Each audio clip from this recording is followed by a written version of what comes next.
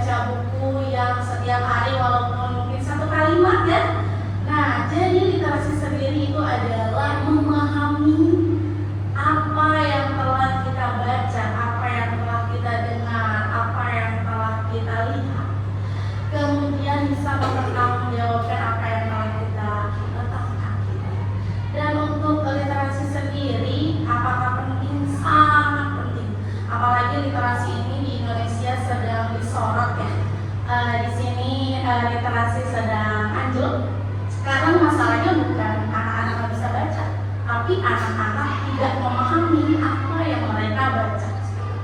Itu sih kalau dari saya. Jadi peran literasi sangat penting, apalagi sekolah menjadi fondasi utama yang mana harusnya juga sebetulnya rumah ya, baik rumah menjadi tempat, betul, rumah menjadi tempat awal mula disiplin kebiasaan literasi sebelum di sekolah. Jadi literasi ini sangat penting untuk anak mengetahui banyak hal, gitu. Mulai dari wawasan ataupun ilmu pengetahuan, karena banyak anak sekarang yang sering banget baca, tapi mereka kadang nggak ngerti apa yang mereka baca. Itu sih, jadi sangat penting dan harapan saya sih sering-sering baca ya. Kalau misalkan kamu nggak suka baca, sering-sering mendengar talk show, podcast kan banyak sekarang ya Bu. Gitu aja sih, penting banget.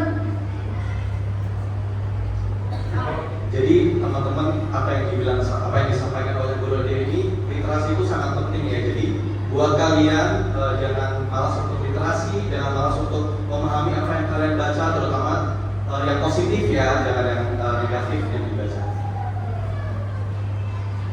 Oke, Bu Rodia, kemudian bagaimana sih perkembangan teknologi digital mempengaruhi minat baca dan kemampuan literasi pada remaja? Kayaknya literasi saya juga mulai lapar gitu kan. Dan saya udah makan yang ini. Pelan-pelan kan? Ada. Ini pertanyaannya ya, bagaimana perkembangan teknologi digital mempengaruhi minat baca dan kemampuan literasi para remaja? Oh, jadi bagaimana teknologi mempengaruhi minat baca? Sebetulnya anak-anak kalau minat baca mau baca terus ya, apalagi WA, IG, TikTok, Facebook, kan baca terus apapun kecuali WA guru, ya. Nggak dihasilkan ya. Intinya teknologi itu sangat mempengaruhi minat baca, utamanya lebih ke buku ya, buku bukan yang digital. Tapi yang digital juga banyak yang mulai malas kali ya membaca, karena kan sesuatu yang baik itu menurut saya harus dipaksakan dulu supaya jadi kebiasaan. Dan teknologi ini sangat mempengaruhi minat baca, karena tadinya mau baca buku pelajaran scroll dulu gitu, lagi ada yang happening di Cawania misalkan, ya lagi happening Ruben Onsu, pasti anak-anak tahu kalau seperti itu dibandingkan dengan apa sih itu pidato ya, apa sih apa itu puisi, pasti anak-anak lebih tahu apa yang lagi happening sekarang. Coba ditanya hal-hal yang berbau fakta sekarang, pasti anak-anak banyak yang belum tahu gitu ya, dia lebih ke banyaknya sesuatu yang negatif ya. Ini salah satunya teknologi adalah terlalu banyak informasi yang masuk ke otak mereka, jadi itu juga menghambat minat baca gitu. Menarik ya Bu Rodia. Oke, untuk pertanyaan selanjutnya masih buat Bu Rodia. Aku mau nanya, apa yang paling sering menjadi tantangan siswa untuk meningkatkan budaya literasi di lingkungan sekolah maupun di rumah? Tantangan siswa? Ya, untuk meningkatkan literasi. Kalau tantangan siswa sih udah pasti diri mereka sendiri. Diri mereka sendiri yang menjadi tantangan, bukan orang lain. Guru mah asalnya kalau tinggal sama mereka 24 jam suruh baca, suruh menyimak, suruh mendengar. Jadi menurut saya tantangan terbesar anak adalah diri mereka sendiri, karena literasi sendiri butuh kesadaran. Jadi mereka harus sadar dulu, mereka tuh butuh nggak sih informasi. Kalian butuh nggak sih membedakan narkoba itu boleh apa tidak? Kalau kita pakai narkoba ini, kita masuk penjara apa tidak? Itu kan dimulai dari berliterasi kan. Nggak perlu baca buku, artikel banyak di internet. Artikel penelitian juga banyak. Kemudian kalau misalkan anak-anak mulai tumbuh minat bacanya, walaupun sedikit dia akan konsisten seperti itu. Jadi menurut saya adalah pembiasaan di sekolah itu penting. Kebiasaan di rumah orang tua itu penting, tapi selalu mengingatkan kesadaran diri mereka sendiri penting bahwa literasi manfaatnya untuk mereka, bukan untuk kita. Dan itu akan menjadi bekal kalian bersosialisasi dengan masyarakat, berbahasa yang baik dan benar. Karena semakin banyak kita membaca, pembendaharaan kata di otak kita kan semakin banyak. Nggak cuma ngobrol itu aja, tapi bergosip, nggak bakal. Pasti akan yang diomonginnya politik, yang lagi happening nih politik seperti itu, pendidikan.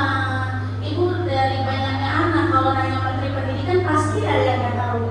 Wah, baru yang baik sih. Yang baru ya, bukan Pak Nadiem, oke? Nah, jadi intinya adalah kesadaran kita sendiri, kesadaran anak lebih tepatnya, dan siswa dan juga guru mah selalu mengingatkan, membantu, dan kalau di sekolah sih sudah pasti ada pembiasaan khusus. Kalau di sekolah ini sendiri 30 menit sebelum belajar, di setiap hari Sabtu itu wajib literasi. Kemudian pembiasaan guru-guru ada yang membaca dulu sebelum belajar 5-10 menit.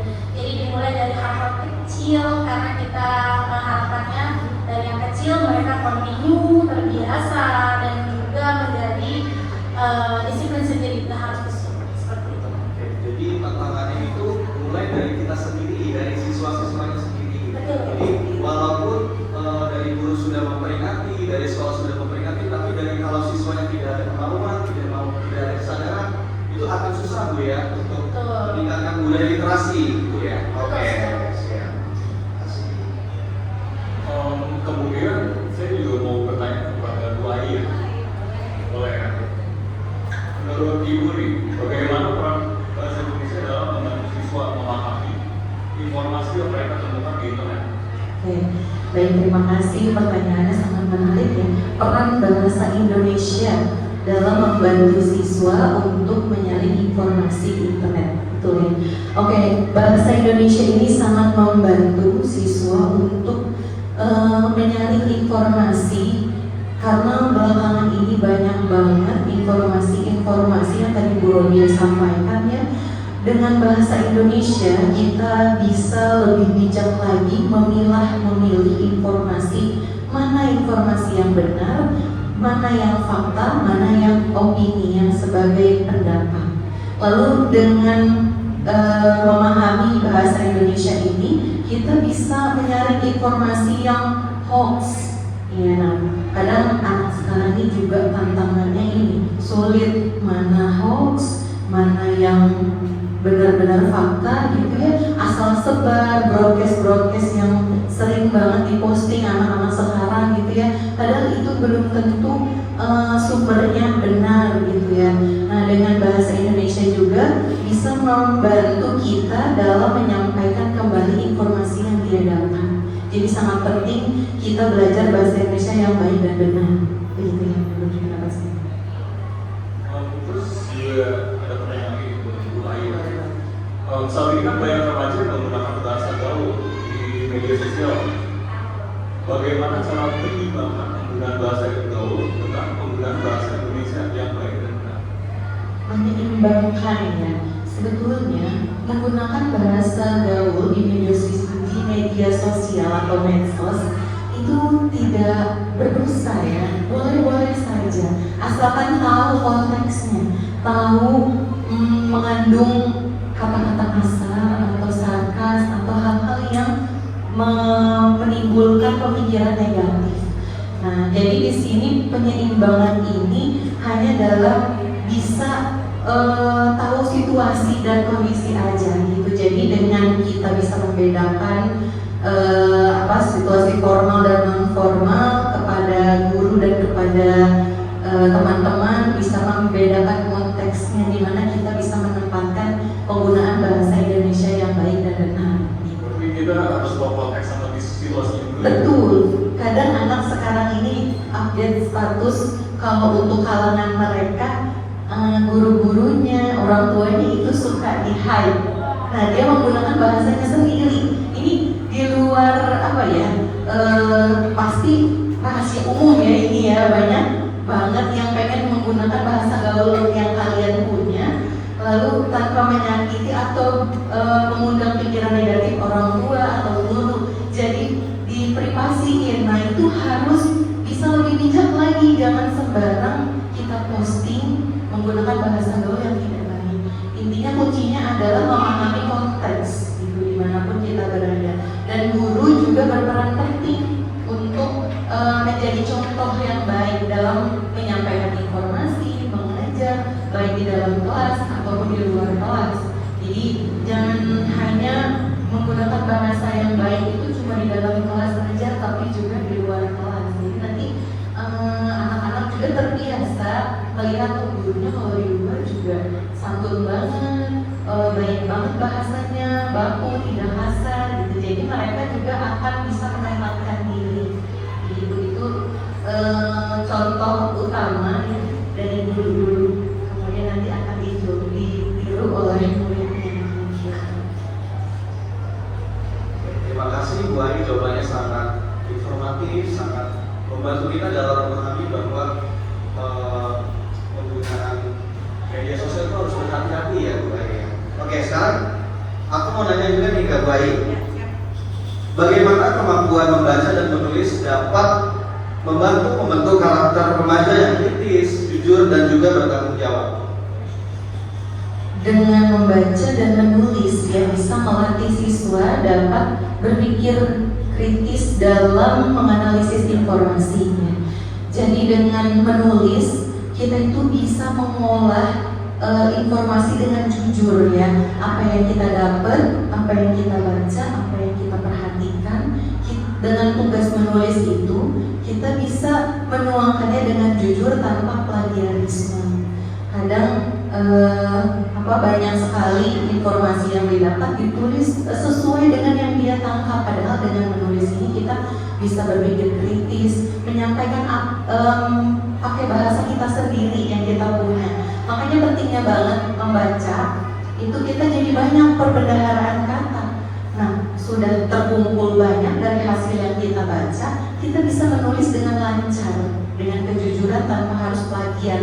Plagiat, tahu kan plagiat?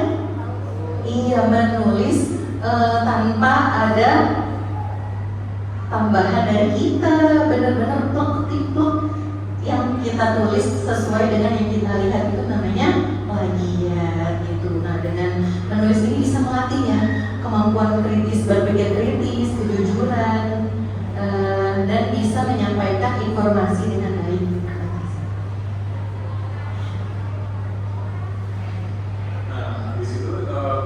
Tapi mau minta pandangan dari Ibu Ai sama Ibu Rodia, gimana peran guru dan sekolah dalam meningkatkan bahaya literasi di kalangan siswa?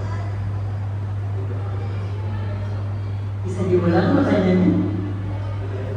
Oh iya, sorry. Pertanyaan ini, bagaimana guru dan sekolah dalam meningkatkan budaya literasi di kalangan siswa? Saya dulu ya. Baik, sebagai guru bahasa Indonesia, upaya kami di sekolah meningkatkan budaya literasi yang pertama dimulai dari dalam kelas. Kalau guru ya, diawali dari wali kelasnya sendiri ya, itu pagi hari ada bimbingan wali kelas. Saya setiap bersama kelas saya selalu menyampaikan jika apa yang ibu sampaikan mohon dicerna dengan baik, lalu tuangkan pakai bahasa sendiri ke dalam tulisan. Jadi setiap hari itu mereka harus menulis apa yang saya sampaikan. Itu upaya melatih literasinya yang pertama. Yang kedua, di kelas itu sekolah sudah menyediakan pojok baca. Ini contohnya. Ini pojok baca. Ya.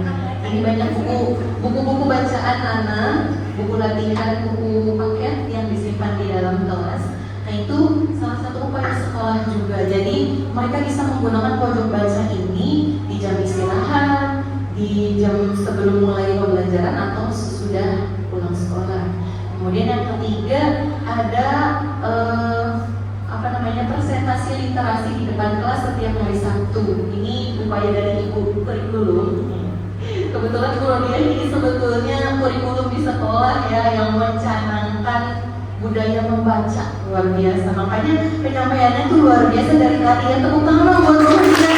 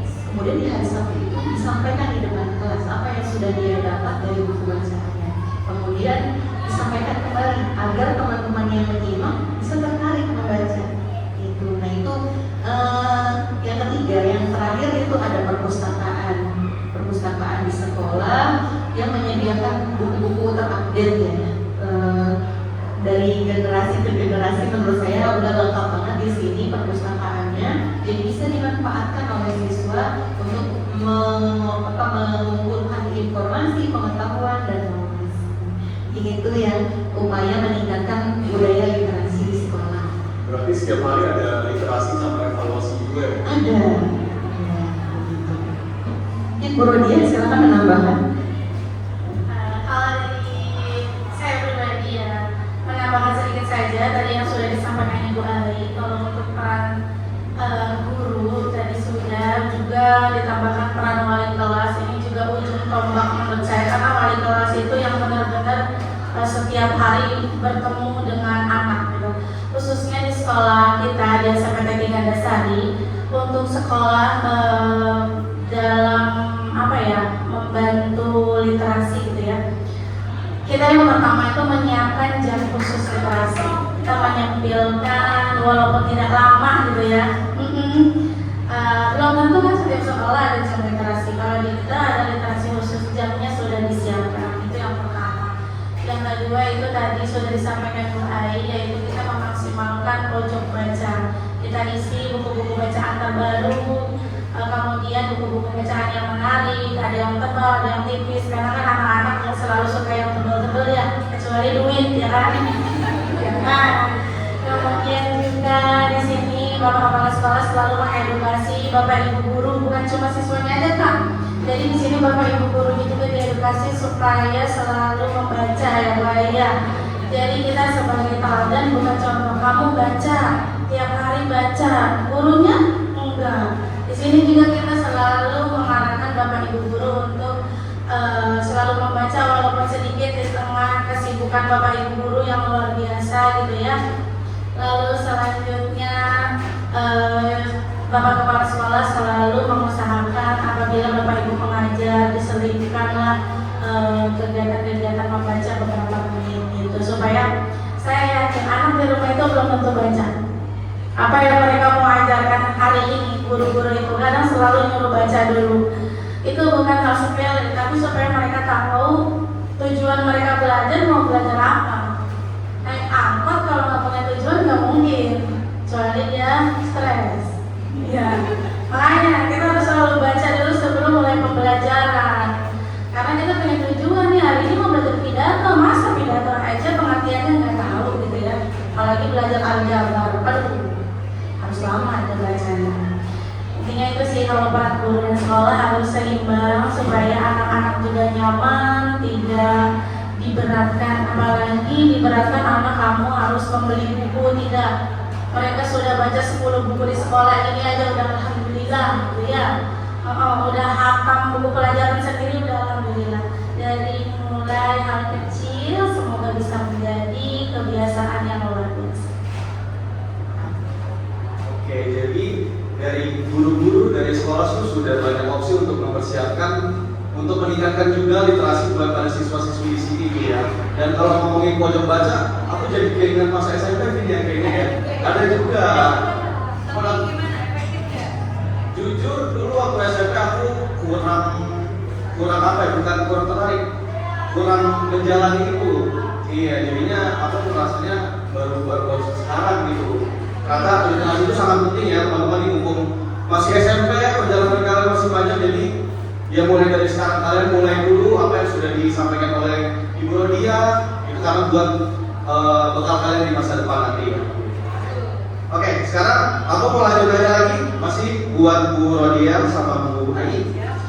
Bagaimana apa dampak yang dapat terjadi jika remaja memiliki kemampuan literasi yang rendah, terutama di era digital?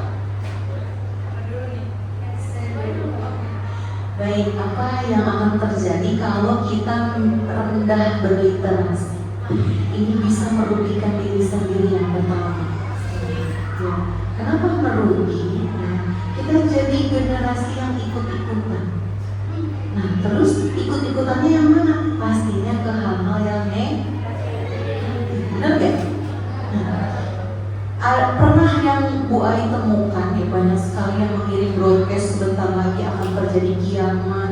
Kalau tidak mengirimkan pesan ini, maka kamu dan keluargamu akan mendapatkan bahaya. Lalu diposting. Nah, itu minimnya literasi. Yang membiasakan diri untuk literasi. Seharusnya ketika kita mendapatkan berita tersebut, kita cari dulu sumbernya dari mana. Jangan asal ikutan karena ketakutan. Nah, itu bisa membahayakan diri sendiri. kita akan panik, kita tidak siap menghadapi ada musuh. Nah, ini bijak lagi menyikapinya, benar ya Kak? Betul, enggak menjadi generasi yang ikut-ikutan gitu, jadi tidak tersesat. Itu sih menurut pandangan dari saya. Mungkin Bu Rodia bisa melengkapi lebih keren lagi. Baik, karena yang saya tambahin sedikit, kalau kita rendahnya literasi yang pasti kenakalan remaja akan berkurang. Itu sih sebetulnya. Dan itu mengerikan sekali ya. Dan generasi bangsa ini menjadi hancur. Itu gara-gara literasi. Jadi penting banget ya teman-teman ya. Jadi jangan menganggap literasi itu seperti angin belakang. Dia itu sebetulnya berdampingan sama kita. Bahasa Indonesia itu sebagai alatnya. Literasi adalah sebagai alat tempurnya.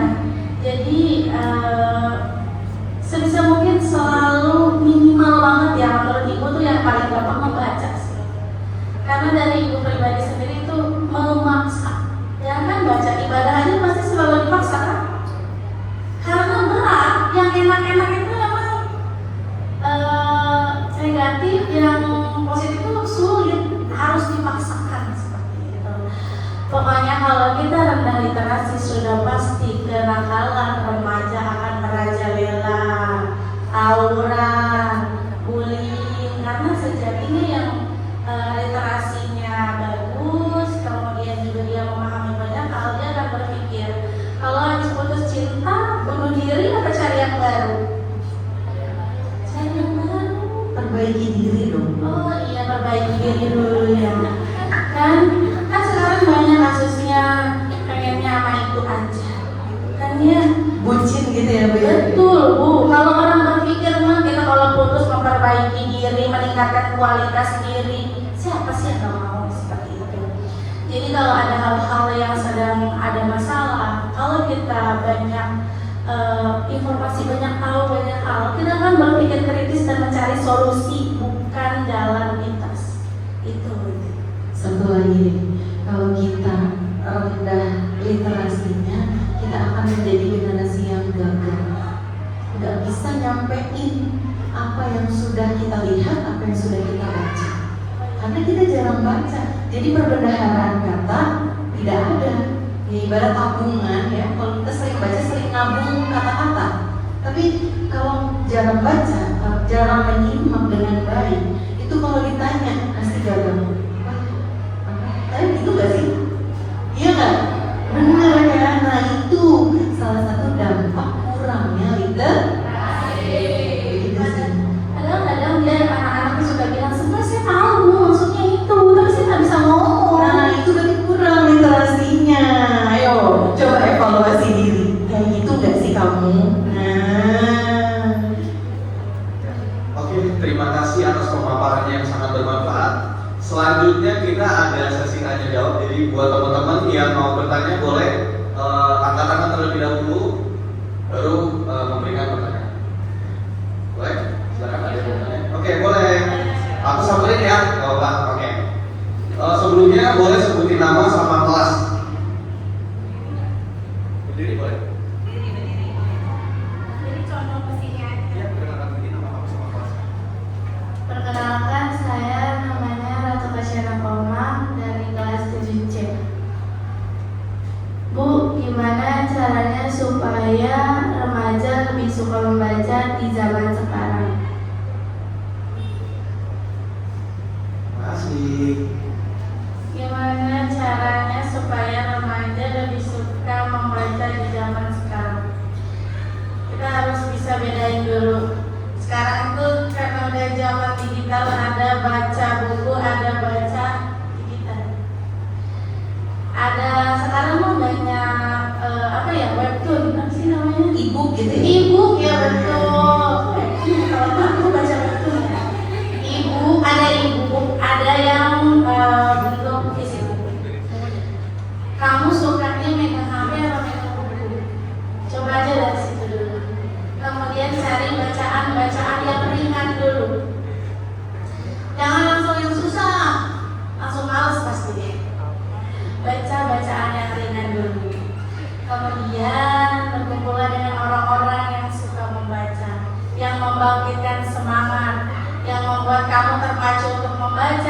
mencari ilmu dan menjadi lebih baik seperti itu. Silakan. Nah, saya setuju banget dengan pendapat guru dia ya. Jadi kita itu bisa memilih dulu nih. Kita mau menjadi generasi yang intelek atau generasi yang jelek. Kalau Bu Ai pilihnya generasi yang intelek. Bagaimana cara menjadi generasi intelek? Kita cari contoh-contoh public figure yang membangun, yang cerdas, yang berprestasi. Kalau Bu Ai seorang tuh siapa yang jago matematika itu selebgram? Iya, Jerome ya. Sama Kak Cinta Laura itu kan membangun kita yang pengen banget nih. Terus kita juga cari tokoh-tokoh yang dulunya orang biasa bisa menjadi orang yang luar biasa. Kita bisa ternyata ada juga kita dari orang yang biasa menjadi orang yang luar biasa dengan cara apa? Belajar dan membaca. Nah dari situ kita bisa memilih bacaan-bacaan yang mensupport, yang membuat kita jadi lebih baik lagi, membaca motivasi, membaca kisah-kisah tokoh-tokoh yang luar biasa, gitu ya. Jadi itu bisa membuat kita jadi ingin membaca, minat membaca. Mungkin itu ya Bu Rodia. Maka kita pilih dulu mau menjadi generasi intelek apa generasi yang jelek. Kalau udah memilih itu, kita bisa bertanggung jawab. Tanggung jawabnya apa? Cari bacaan yang tepat, gitu ya. Menurut Ibu seperti itu. Jadi kalau dari Ibu Ai tadi bilang kalau meningkatkan literasi ya, ini memang sangat penting ya. Apalagi yang dari Ibu Rodia bilang kalau misalnya mau baca itu dari yang ringan dulu Bu ya, jangan langsung yang berat biar kalian dapat nyamannya dulu. Jadi ketika sudah melakukan, jadi kedepannya itu sudah enak gitu ya. Oke, ada lagi yang ingin bertanya? Sebelumnya terima kasih. Ada lagi yang mau bertanya? Boleh angkat tangan aja. Oke. Untuk pertanyaan kedua sama perkenalan diri, nama dan juga kelas. Perkenalkan, nama saya Ramdan Agustian dari kelas 7C. Bu, bagaimana cara tahu kalau informasi yang kita lihat di internet itu benar atau hoax? Terima kasih. Ini pertanyaan yang sangat keren ya dan culture sekali kalau kata zaman sekarang. Luar biasa banget. Bagus banget ya. Gimana caranya kita bisa tahu ini hoax atau beneran fakta? Gimana Bu Rodia?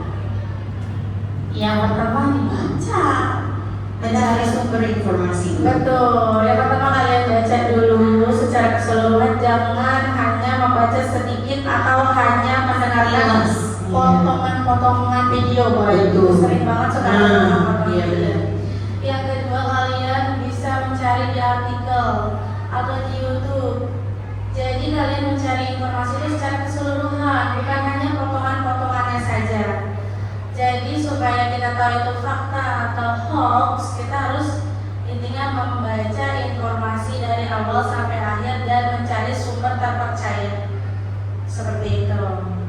Jadi kalau nemu informasi yang sekilas itu bisa membesar-besarkan suatu permasalahan, kita cari dulu sumber jelasnya di mana nih. Jangan asal terbawa emosi. Kita cari dulu kepastiannya, kejelasannya. Oh ini sumbernya yang benar-benar bijak menangani permasalahan yang kita baca tersebut. Itu hal-hal yang kurang mengenakan, apa hal-hal yang menakjubkan itu harus benar-benar kita cari dulu sumbernya. Pasti mudah banget didapatkan ya kalau kita bijak menggunakan media sosial atau internet seperti itu kan. Berarti sebelum itu jangan langsung ditutup mentah-mentah ya informasinya. Cari sumbernya dulu dari mana, jangan langsung ditutup biar nggak kena hoax ya. Boleh diingat ya teman-teman apa yang disampaikan oleh Bu Rodia dan Bu Nanda. Terima kasih kepada peserta yang udah nanya di talkshow ini. Mungkin terima kasih juga bagi Ibu yang udah menjawab pertanyaan dari semua hari ini. Oke, jadi pada diskusi hari ini kita dapat memahami bahwa peran bahasa Indonesia ini bukan hanya bentuk alat komunikasi Bu ya, tetapi juga berperan penting dalam membentuk karakter pelajar. dan juga bertanggung jawab di era digital. Sebelum itu kita ucapin terima kasih buat Ibu Rodia dan Ibu Ai atas ilmu dan pengalaman yang telah dibagikan kepada kita semua. Oke, saya Fabiandra Dan saya David. Mohon maaf apabila terdapat kesalahan kata atau selama pemandu acara. Wassalamualaikum warahmatullahi wabarakatuh. Selamat siang dan terima kasih semuanya.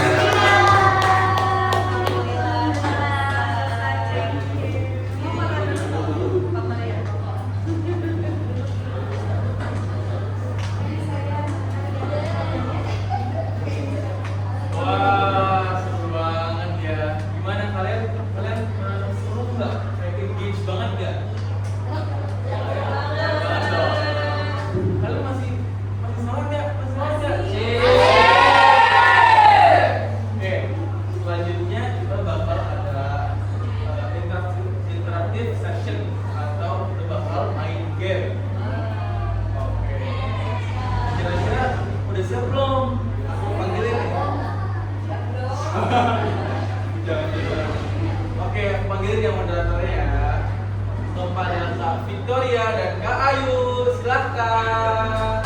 Halo, Ayu sama Victoria.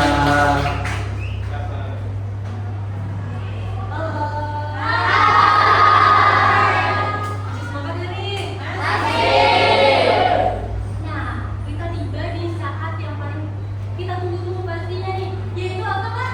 Kita mau main games guys. Nah, kita langsung aja kali ya Kak, main gamesnya. Yang apa tuh?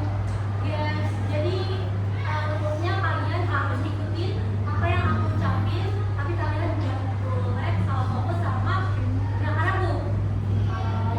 Paham ya? Dicontohin dulu. Ya. Nih, ikutin aku ya. Nih. Pegang kepala. Pegang kepala dong.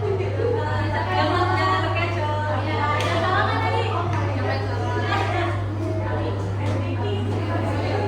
Ya,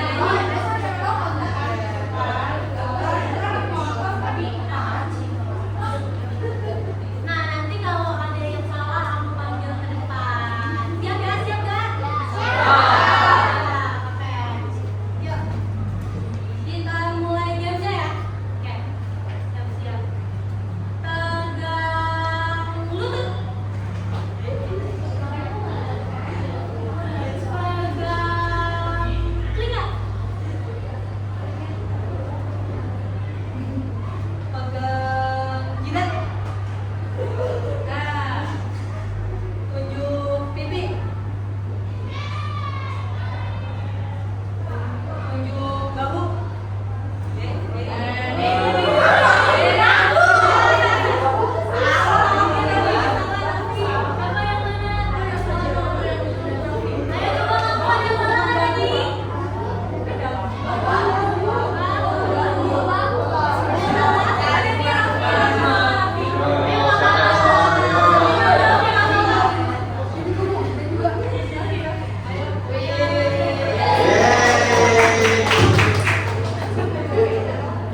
Oke, kita cari satu lagi kali ya. Oke, kita coba lagi. Coba pegang mulut.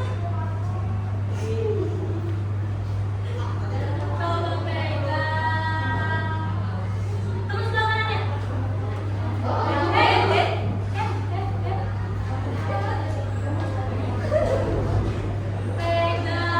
pipi. Pegang mata. Pegang alis. Pegang pipi. Pegang rambut. Pegang telinga.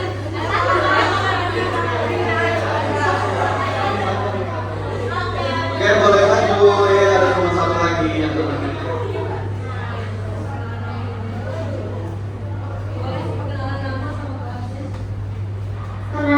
Perkenalkan, nama saya Bisma Abdullah dari kelas 7C. Perkenalkan, nama saya Muhammad Rafi dari kelas 7C.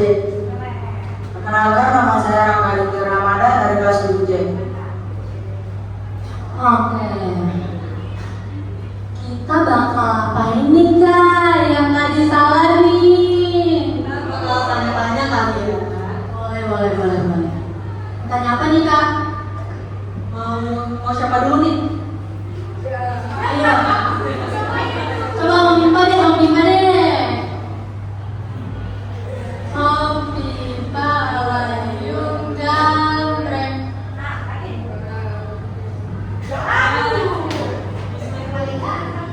Ini gampang kok pertanyaannya. Kamu tahu nggak singkatan kepanjangan dari Monas? Monas. Monas itu loh, yang tinggi itu loh. Pernah ke Monas nggak? Nggak pernah. Oh, nanti harus Monas. Ada yang tahu nggak ya teman-temannya? Nggak tahu. Kalau teman-teman yang lain, ada yang tahu Monas itu panjangannya apa? Apa? Monumen Nasional. Jadi apa panjangannya Monas? Monumen Nasional. Oke.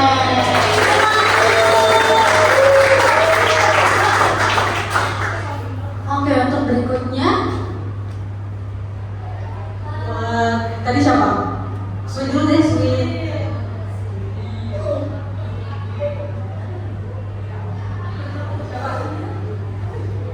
Tadi kamu siapa namanya? Rangga, panggilannya Rangga. Oke, Rangga, aku mau nanya nih ke kamu. Apa sih panjangannya Japri? Kamu tahu nggak? Ini gampang banget tahu.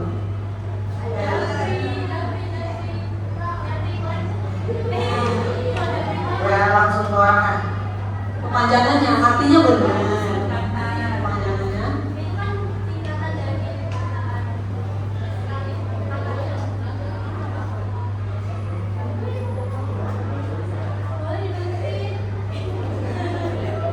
Jen pribadi.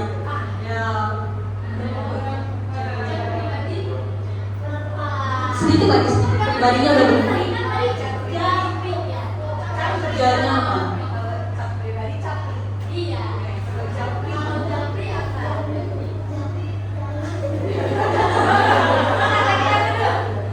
Jawab pribadi.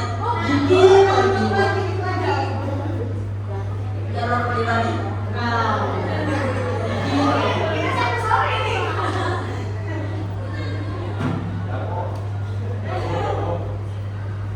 Tadi udah hampir bener tuh tadi chat pribadi. Ayo coba dibantuin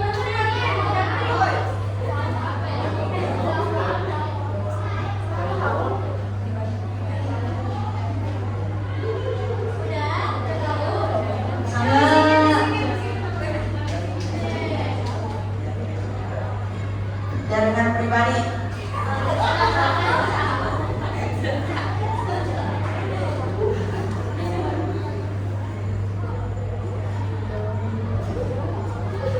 Tadi jawabannya benar nggak komputer?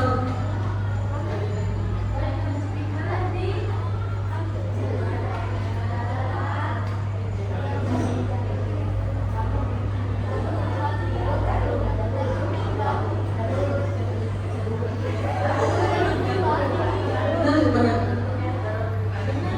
jalur pribadi. Pribadi yang bener.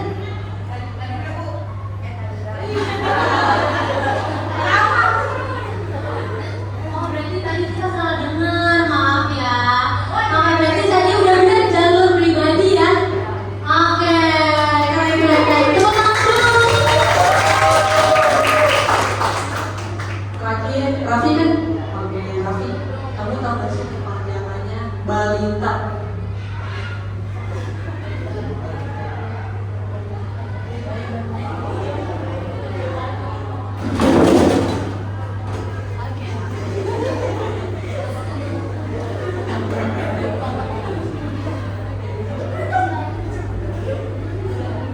Coba tanya teman-temannya nih, tahu nggak balita apa?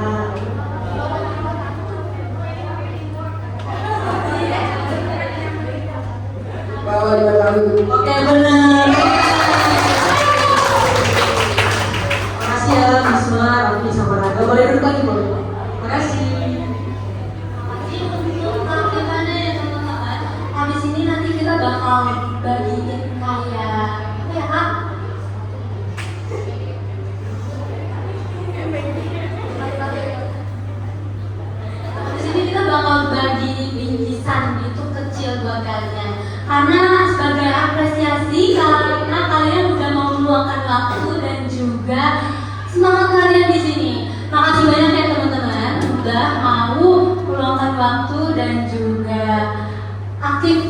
dalam tadi acara kita.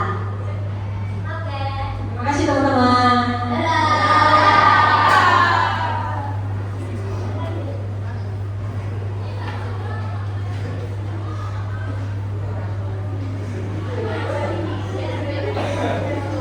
Oke.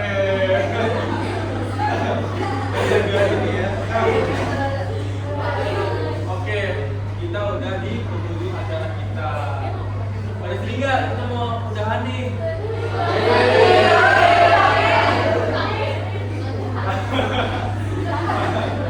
Oke. Terima kasih atas perhatian kalian semua. Nama saya Yudino. Saya pamit undurkan diri dan sampai jumpa.